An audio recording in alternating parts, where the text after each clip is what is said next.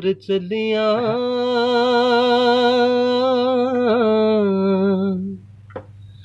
ਦੋ ਬੱਸਾਂ ਲਾਹੌਰ ਚੱਲੀਆਂ ਐਕਸੈਪਟ ਸਾਨੂੰ ਤੂੰ ਨਾ ਕੀਤਾ ਰਿਕਵੈਸਟਾਂ ਲੱਖ ਕੱਲੀਆਂ ਐਕਸੈਪਟ ਸਾਨੂੰ ਤੂੰ ਨਾ ਕੀਤਾ ਕੋਈ ਕੱਚੀ ਕੰਧ ਰਹਿੰਦੀ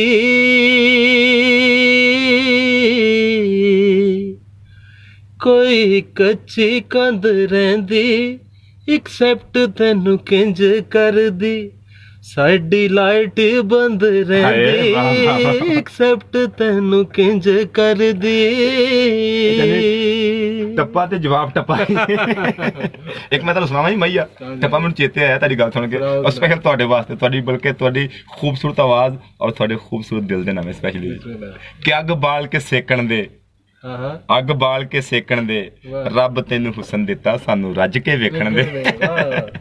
ਜੀ ਅਲੀ ਬਾਤ ਦਾ ਇੱਕ ਥੋੜਾ ਜਿਹਾ ਗੀਤ ਮੈਂ ਤੁਹਾਡੇ ਕੰਨਾਂ 'ਚ ਨਾਮੇ ਲਾਉਣ ਲੱਗਾ ਔਰ ਮੈਨੂੰ ਤੱਕ ਮੈਸੇਜ ਅੱਪੜਦੇ ਪਏ ਨੇ ਮੇਰੇ ਮਿੱਤਰਾਂ ਦੇ ਇਹਨਾਂ ਦੇ ਪਿਆਰ ਦਾ ਬਹੁਤ ਸ਼ੁਕਰੀਆ मोहतरम अहमद आपका शो बहुत ही अच्छा है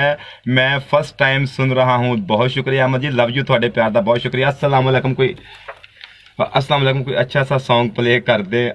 एंड आपकी आवाज़ बहुत स्वीट है वजीह अहमद जड़ांवाला वाले बहुत शुक्रिया वजीह साहब बहुत शुक्रिया सुनावांगे इस तो बाद अच्छा जी डेडिकेट करांगे लो जी वजीह जी ਤੁਹਾਨੂੰ स्पैशली अली बात साहब ने खुद कहा कि मैं इन्होंने गीत इन्हों के कन्ना के नामे जरूर लावांगा और मोहम्मद अरफान साहब 266 रेबे डिचकोट ये भागो वाली कुद्दो वाली मैंने पता है इतने किते ही आ